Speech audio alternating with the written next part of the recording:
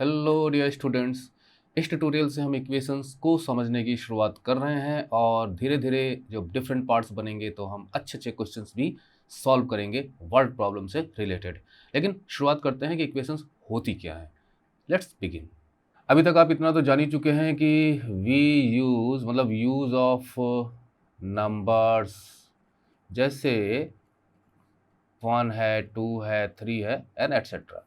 और हम ये भी जानते हैं कि यूज़ ऑफ सिंबल्स भी होता है, यानी जो एक्स है या वाई है या ए है या बी है, मतलब we use these two in mathematics. Example के लिए अगर मैं यहाँ पे लिखता हूँ मैंगोज़, और यहाँ लिख देता हूँ नंबर ऑफ मैंगोज़, और यहाँ पे लिख देता हूँ मैं 2 नंबर ऑफ या 5 नंबर ऑफ मैंगोज़, लिख दो 5 नंबर ऑफ मैंगोज़। और फिर एक जगह है नंबर ऑफ मैंगोज़।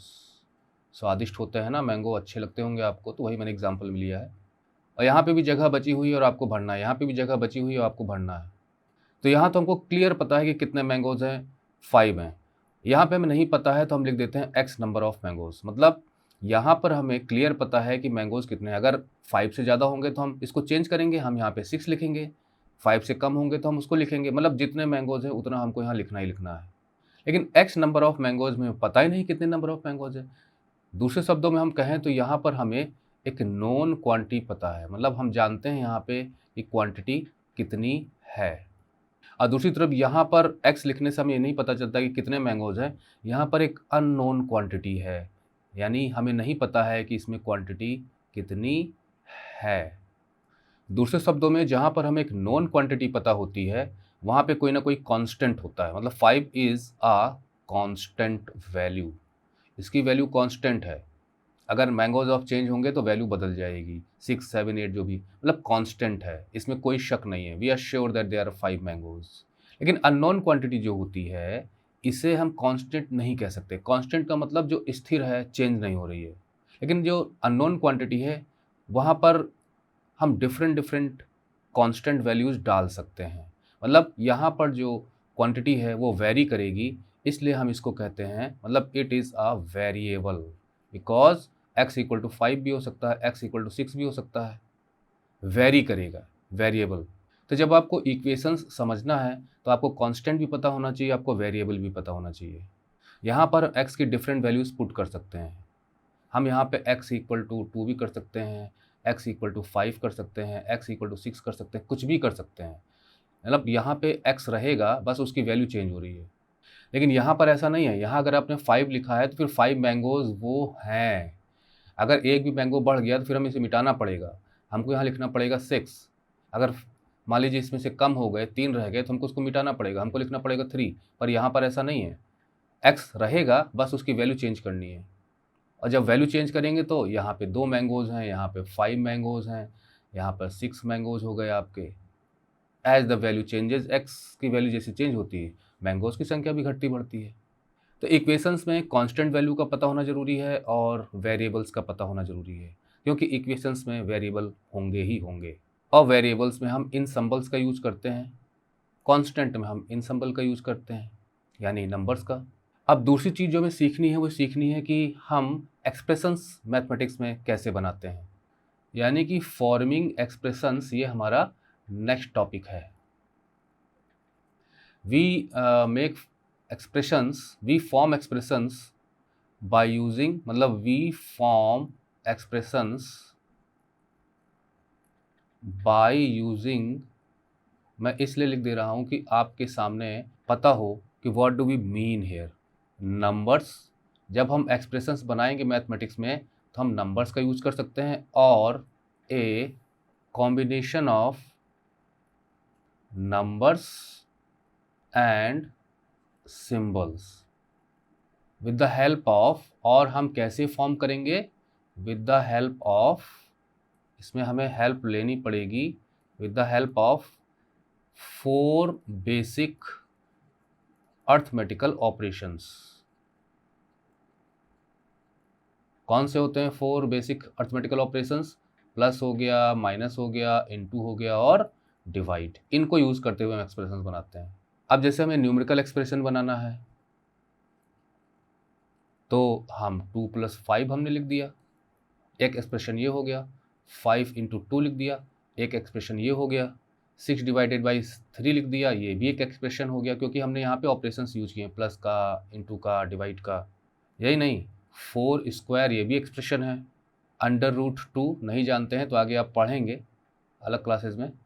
प्लस 5 / 3 ये भी एक एक्सप्रेशन है, जिसमें हम सिर्फ नंबर्स का यूज कर रहे हैं। अगर हम सिंबल्स का यूज करेंगे तो वो अलजेब्रिक एक्सप्रेशंस बनेंगे।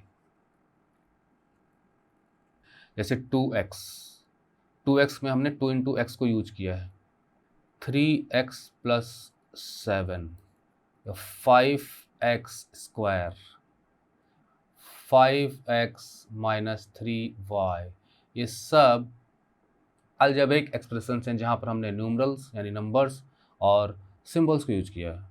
और उसमें हमने बीच में जो 4 आपके बेसिक ऑपरेशन के साइन हैं वो हमने यूज किए हैं। तो अब आपने यहाँ पर जो मैं आपको समझाना चाहता था, वेरिएबल और कांस्टेंट, वो हमने सीखा।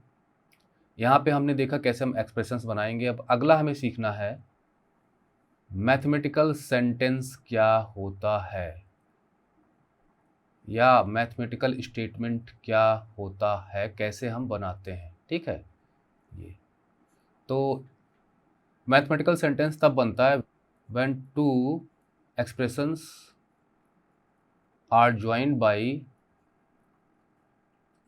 the following signs। या तो इक्वल का निशान लगा हो, या फिर इनइक्वलिटी के साइन हो। जैसे मतलब ग्रेटर देन है, लेस देन है, ऐसे भी साइन आपको मिलेंगे, ऐसे भी साइन आपको मिलेंगे। इसको कहते हैं less than and equal to, और इसको कहते हैं greater than and equal to. यानी ऊपर भी है और एक नीचे इस तरह का साइन बना है, तो लेस देन और ये नीचे वाला इक्वल टू हो जाता है, ये ग्रेटर देन इक्वल टू, और यहाँ पे ग्रेटर देन और लेस देन।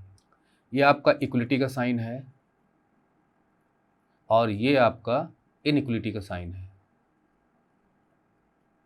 और हमें 2 एक्सप्रेशंस तो यूज करने ही करने हैं।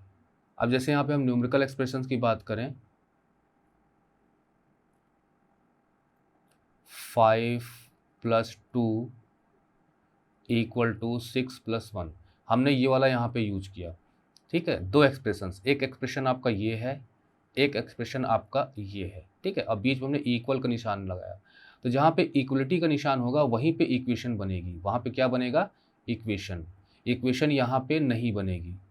तो एनीवे, अगर हम देखें ध्यान से तो 5 + 2 की वैल्यू 7 होती है और 6 + 1 की वैल्यू भी 7 होती है। यानी यहाँ पे जो हमने इक्वल का निशान लगाया है वो सही लगाया है। We have used the sign of equality correctly, इसलिए ये स्टेटमेंट आपका ट्रू है। ट्रू स्टेटमेंट हम लिखेंगे यहाँ पे। ठीक है, ये एक मैथमेटिकल स्टेटमेंट है जो कि ट्रू है। इसी की जगह हम थोड़ा सा चेंज करते हैं और यहाँ पे लिखते हैं हम 5 + 2 = 8 + 1। अब यहाँ पर देखिए आप, 5 + 2 की वैल्यू 7 होगी और 8 + 1 की वैल्यू 9 होगी। दोनों जगह वैल्यू सेम नहीं आ रही है, तो इक्वल टू का निशान हमने गलत लगाया। ये एक फॉल्स स्टेटमेंट होगा। ये हमने 2 एक्सप्रेशंस लिखे यहाँ पर और ये साइन यूज किया, तो एक मैथमेटिकल सेंटेंस बना। लेकिन इस मैथमेटिकल सेंटेंस का जो स्टेटमेंट है वो फॉल्स है कि ट्रू है, ये हम वेरीफाई कर सकते हैं, तो वो स्टेटमेंट बन जाता है। मतलब when we are saying that it is true और false, then it is a statement. अगर हम अलजेब्रिक एक्सप्रेशंस की बात करें, हमने यहाँ पर लिखा 2x + 5 = 20। तो अब ये जो है, ये इक्वलिटी का निशान हमने लगाया है, तो इक्वेशन तो है, लेकिन ये फॉल्स स्टेटमेंट है कि ट्रू स्टेटमेंट है, हम नहीं बता सकते यहाँ पे, क्योंकि हमें यहाँ पे x की वैल्यू नहीं पता है। It is unknown. जब हमें x की वैल्यू पता चलेगी तब जाके हम बता पाएंगे कि हाँ ये सही है गलत है। लेकिन अगर हमें इसे इक्वेशन बनाना है और हम ये चाहते हैं कि स्टेटमेंट ट्रू हो, तो x की ऐसी वैल्यू लानी पड़ेगी ये सही हो जाए। जैसे यहाँ पे 20 है तो यहाँ भी 20 होना चाहिए, तब ये इक्वेशन सही होगी। तो अगर यहाँ पे 5 है तो हमें यहाँ 15 चाहिए, तो x की हम कौन सी वैल्यू रखेंगे? 15 आ जाए। अब आप देखिए यहाँ पे 2x है, तो 2x को हम इस तरह भी लिख सकते हैं, 2 × x। ठीक है, लेकिन x की कोई ऐसी वैल्यू नहीं है कि हम 15 ला सकें। अगर हम x को 5 मानेंगे तो 5 × 2 10 होगा। अगर हम x को 6 मानेंगे तो 6 इंटू 10 12 होगा, 212 होगा। अगर हम इसको 8 मानेंगे तो ये 16 हो जाएगा, 15 कहीं नहीं आएगा। मतलब इसमें कोई चांस नहीं है कि ये ट्रू हो, इसलिए this is a false statement. लेकिन अगर इसी की जगह 3 होता तो x की वैल्यू हम 5 मान के, मतलब 3x में हम x की वैल्यू 5 मान लेते और 3 इंटू 5 करने पे 15 आ जाता। अगर हम x की वैल्यू को 5 लेते तो 15 आ जाता, 15 प्लस 5 20 हो जाता, तब यहाँ पे ट्रू हो सकता था। तो जब भी अननोन क्वांटिटी आएगी तो भी चांसेस रहेंगे कि आपकी ये इक्वेशन सही है या नहीं है। जहाँ पे फॉल्स स्टेटमेंट होगा वहाँ पे इनइक्वलिटी होगी, मतलब ये इनइक्वलिटी का स्टेटमेंट है। मतलब यहाँ पर 7 छोटा है तो यहाँ पे इक्वल की बजाय यहाँ पे निशान ये होना चाहिए, और यहाँ तो कोई चांस ही नहीं है इक्वेशन का। यहाँ पे इनमें से कोई एक साइन पॉसिबल हो सकता है। तो हमने देखा कि मैथमेटिकल सेंटेंस कैसे बनाते हैं, दो एक्सप्रेशंस को ज्वाइन करके बनाते हैं और ज्वाइन करते हैं हम इन साइंस को यूज करके। अब हम इक्वेशन समझने के लिए तैयार हैं, चलिए आगे बढ़ते हैं और इक्वेशन की डेफिनेशन हम लेते हैं कि इक्वेशंस को कैसे डिफाइन करेंगे। तो मैं यहाँ लिख देता हूँ पहले। तो an equation is a mathematical sentence, आप चाहे स्टेटमेंट भी लिख सकते हैं, in which there is an equality sign. मतलब मैथमेटिकल का ऐसा सेंटेंस होना चाहिए जिसमें इक्वलिटी का साइन हो, और कहाँ पे होगा, बिटवीन टू अलजेब्रिक एक्सप्रेशंस। तो ये आप इस तरह से डिफाइन कर सकते हैं, और जो आर.एस. अग्रवाल जी की बुक में है उसमें लिखा गया है कि N equation is a statement of equality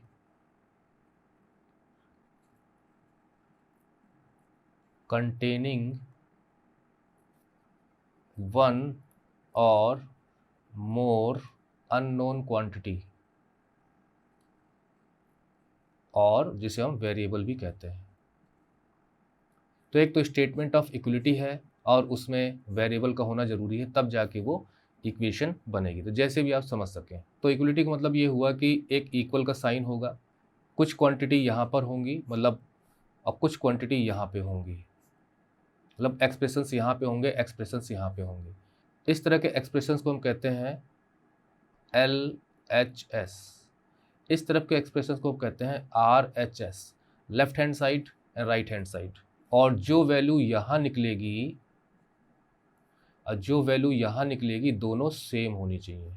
क्या होनी चाहिए, इक्वल होनी चाहिए, तब जाके वो इक्वेशन बनेगी, नहीं तो वो इक्वेशन नहीं बनेगी। ये आपको अच्छी तरह से समझ लेना है।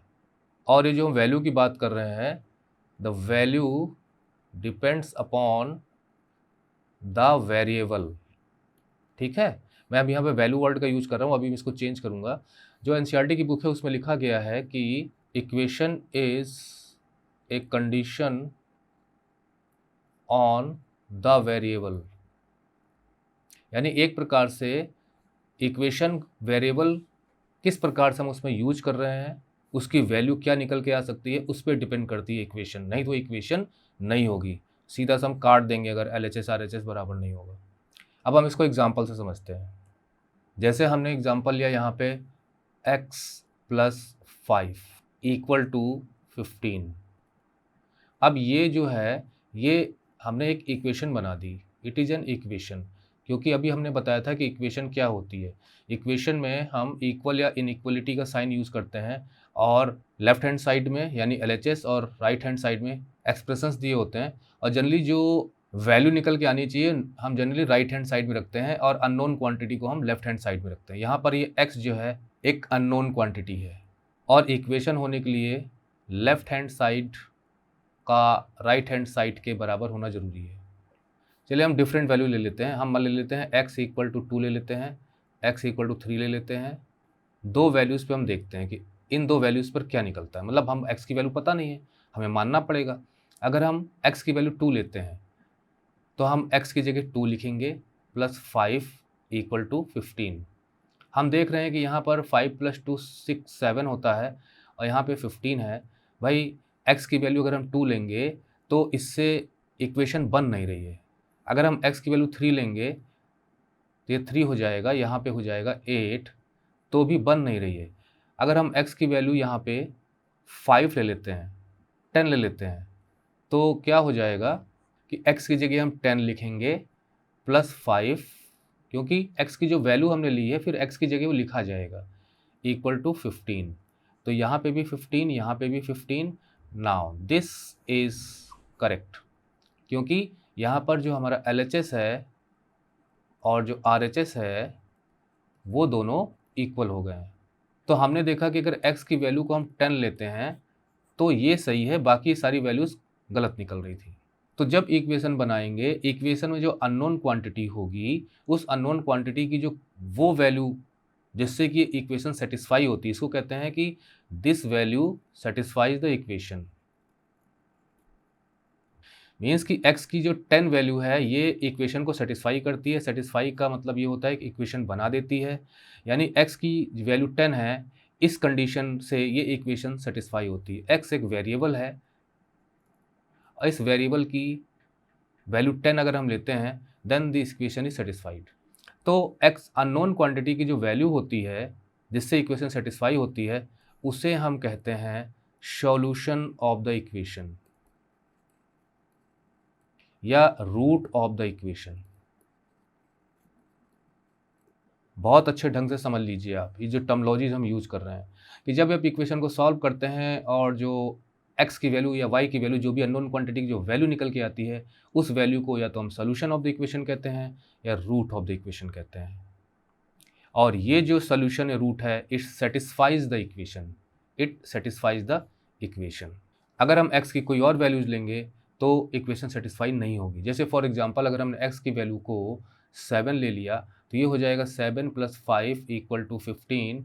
7 + 5 होता है 12 = 15। तो आप कहेंगे ये गलत साइन लगा है, तो 12 और 15 के बीच में हम इक्वल की बजाय हम ये लगाएंगे साइन ये वाला, क्योंकि 15 इज़ ग्रेटर देन 12।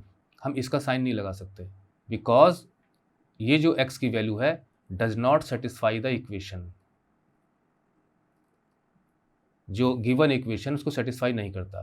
तो x की value 7 is not the root of the equation, is not the solution of the equation.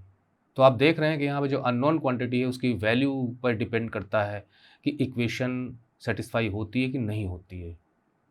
अब देखिए हमने कितनी चीज़ें यहाँ पे सीखी। हमने यहाँ पे शुरू में सीखा कि नंबर्स के जरिए और सिम्बल्स के जरिए कांस्टेंट एंड वेरिएबल, फिर हमने देखा कि एक्सप्रेशंस क्या होते हैं, न्यूमेरिकल्स भी, अलजेब्रिक भी। फिर हमने देखा कि एक्सप्रेशंस को जब हम ज्वाइन करते हैं तो मैथमेटिकल सेंटेंसेस बनते हैं, उन सेंटेंसेस के स्टेटमेंट को हम वेरीफाई कर सकते हैं। फिर हमने देखा कि इक्वेशन क्या होती है। अब यहाँ पे हमने एग्जांपल से समझा कि रूट ऑफ द इक्वेशन और सॉल्यूशन ऑफ द इक्वेशन क्या होता है। अब हमको समझना है कि सिंपल इक्वेशन क्या होती है, दिस। तो इसको हम डिफाइन कर सकते हैं कि simple equation is a linear equation containing only one unknown। मतलब उसमें सिर्फ एक अननोन क्वांटिटी होती है, जैसे हम वेरिएबल कहते हैं। दूसरा हम ये कह सकते हैं कि simple equation is an equation, simple equation is an equation in one variable. और लीनियर इक्वेशन का मतलब ये होता है कि जो उसमें वेरिएबल यूज होगा, चाहे x हो चाहे y हो, उसकी पावर 1 रहेगी। हम उसे x² या y² करके हम शो नहीं करेंगे। मतलब जो वेरिएबल है उसकी पावर 1 रहेगी, 1 पावर हम लगाते नहीं हैं। एग्जाम्पल के लिए x + 5 = 10 जो हमने लिया था एग्जाम्पल, वो 3x + 4 = 16, ये दोनों सिंपल इक्वेशंस हैं। क्योंकि लीनियर भी हैं, क्योंकि हम जो वेरिएबल है उसकी पावर 1 है और एक ही वेरिएबल इसमें यूज हुआ है।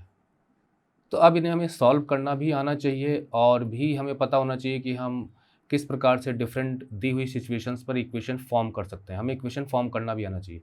तो वो हमारा अगले ट्यूटोरियल का सब्जेक्ट होगा। So ending the tutorial here, bye bye.